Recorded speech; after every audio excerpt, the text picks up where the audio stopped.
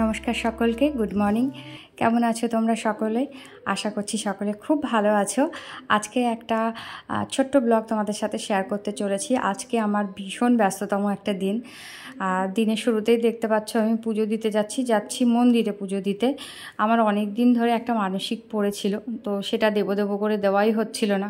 আসলে কি বলো তো, এই যে গুছিয়ে যাওয়াটা এটাই আর কি হয় না। তো আজকে ভাবলাম দেবই দেব। আর আজ কিন্তু রোববার, হ্যাঁ, তোমরা পাচ্ছ সোমবারের ভিডিওটা, কিন্তু এই ভিডিওটা আমি রোববারে করেছি। আর দেখো সকাল সকাল আমার মেয়েও আমার পেছনে লেগেছে যে আমিও তোমার সাথে মন্দিরে যাব। আর ওর কিন্তু আমি নটার সময় তোমার পুজো দিতে গেছি, আর ওর কিন্তু 9টা থেকে আঁকা, কিন্তু ও গেল না।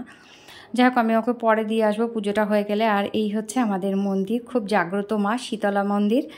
আর শুধুমাত্র শীতলা ঠাকুর না, এখানে এটা হচ্ছে মা কালীর থান, রাধাকৃষ্ণ আছে, শিব ঠাকুর আছে, সবই আছে। আমরা পুজো দেওয়ার জন্য আমাদের আর বাইরে যেতে হয় না, এখানেই সব হয়ে যায়।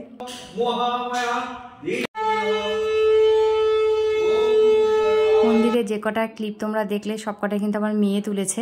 আমি ওকে বলেছিলাম তুলে দিতে, বেশ ভালোই কিন্তু তুলেছে, তাই না? তোমরা কমেন্ট করে আমাকে জানিও। যাই হোক, মন্দির থেকে এসেই ঝটপট রান্না করছি। এখানে করছি দেখো শুক্তো। তার জন্যে আমি এখানে তোমার উচ্ছেটা ভালো করে ভেজে নিলাম। নিয়ে দেখো এখানে বরবটি, কাঁচকলা আর আলু দিয়ে একটা শুক্তো করব। আর এই যে তোমার আলু কাটা আছে, এটা দিয়ে করব আলু বড়ির তরকারি। আর বেগুনের একটা কষা কষা করব, একদম শুকনো শুকনো কষা কষা টাইপের একটা করব। আর এই হচ্ছে ভাতটাই শুধু হয়েছে, আর কিছুই হয়নি। যাই হোক, রান্নাটা তোমাদের দেখালাম না। আমি আজকে ভীষণ টায়ার্ড হয়ে গেছি, আর ভীষণ গরমও পড়েছে, রোদ্দুর পড়েছে ভীষণ। তো পুজোটা দিয়ে ফিরে মেয়েকে আমি আঁকাতে দিয়ে এসলাম, আর এখন রান্নাটা বসিয়ে দিয়ে মেয়েকে নিতে এসেছি। তোমরা অনেকেই হয়তো জানো, একদম বাড়ির সামনেই, একদম রান্নাঘর থেকে সামনেই দেখা যায় যেখানে ও আঁকছে। ইনফ্যাক্ট ও আঁকছে সেটাও দেখা যায়, একদম পাশের বাড়ি থেকে ওকে আঁকতে দিয়েছি আমি। তো ওকে নিয়ে আসলাম। নিয়ে এসে আমার জামা কাপড় কিছু সকালবেলা উঠেই কেচে দিয়েছিলাম, সেগুলোর মেলার টাইমই পাইনি। মানে তাড়াহুড়ো করে মন্দিরে চলে গেলাম, তো না হলে আবার মন্দির বন্ধ হয়ে যাবে। সেই জন্য দিয়ে রান্নাটাও খানিকটা কমপ্লিট করে নিলাম, কারণ আমাদের তো সকালে খুব ভালো করে টিফিন হয় না আমাদের। মানে সকাল সকাল দুপুরের খাওয়াটা হয়, মানে একটু তাড়াতাড়ি দুপুরের খাওয়াটা আমাদের হয়। তো সেই জন্য আমার একটুখানি রান্নার চাপটা সকালের দিকে খুব বেশি থাকে। তো রান্নাটা কমপ্লিট করে তারপর জামাকাপড়গুলো ছাদে দিতে আসলাম। আর আজকে একদম কড়া রোদ্দুর, তোমরা বুঝতে পারছো না, সাংঘাতিক রোদ্দুর। তো আমি চটি পরে এসেছি। আমার মেয়ে বলছে, মা আমাকে চটিটা দাও, কারণ ও আর ছাদে দাঁড়াতে পারছে না। তো ওকে আমার চটিটা আমি দিয়ে দিলাম। মানে এতটা গরম হয়ে গেছে।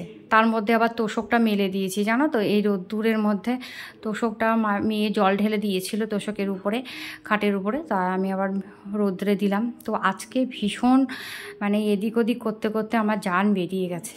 আর তোমরা দেখছো যে আমি জামাও খুলিনি, আমি ওই অবস্থাতেই কিন্তু তোমার রান্না করেছি। তো রান্না শেষে সব গোছানো হয়ে গেছে, ইনফ্যাক্ট খাওয়াও হয়ে গেছে। তো এইগুলো পড়েই আছে দেখো। তো আমি ভাবলাম একটু এর মধ্যে গুছিয়ে রাখি বাস্কেটের মধ্যে। ফ্রিজে একদম জায়গা নেই, তো ফ্রিজে জায়গা থাকলে আবার মানে যখন জায়গাটা হবে তখন আবার ফ্রিজে রেখে দেবো। এখন আপাতত এর মধ্যে থাক। প্লাস্টিকের মধ্যে থাকলে আবার নষ্ট হয়ে যাওয়ার সম্ভাবনা আছে, হাওয়ার মধ্যে থাকলে আবার বেশ ভালো লাগে, আর দেখতেও ভালো লাগে, তাই না? ফ্রুট বাস্কেটের মধ্যে যদি কোনো রকম ফ্রুট থাকে তো সেটা দেখতে খুবই ভালো লাগে।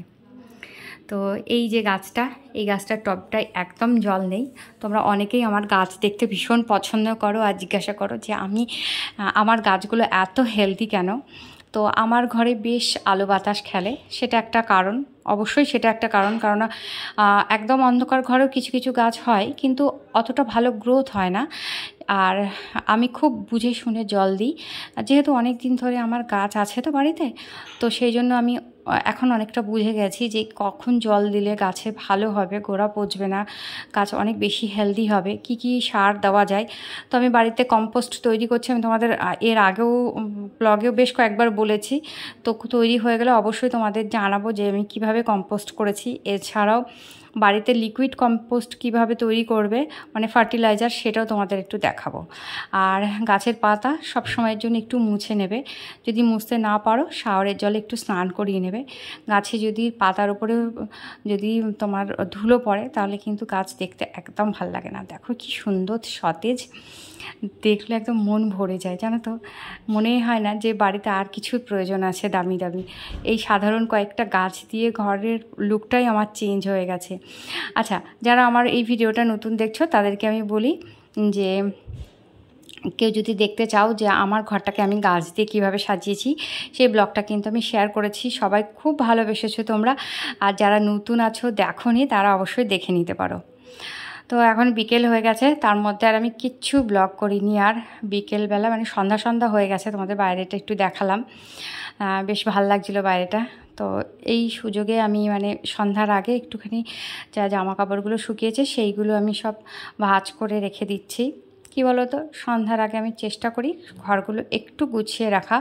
হয়তো অনেক সময় সম্ভব হয় না, কিন্তু যখনই হাতে সময় পাই বা একটু মনে হয় যে না আজকে সময় আছে, তখন আমি কিন্তু চেষ্টা করি সব সময়ের জন্য ঘরটা গুছিয়ে রাখতে।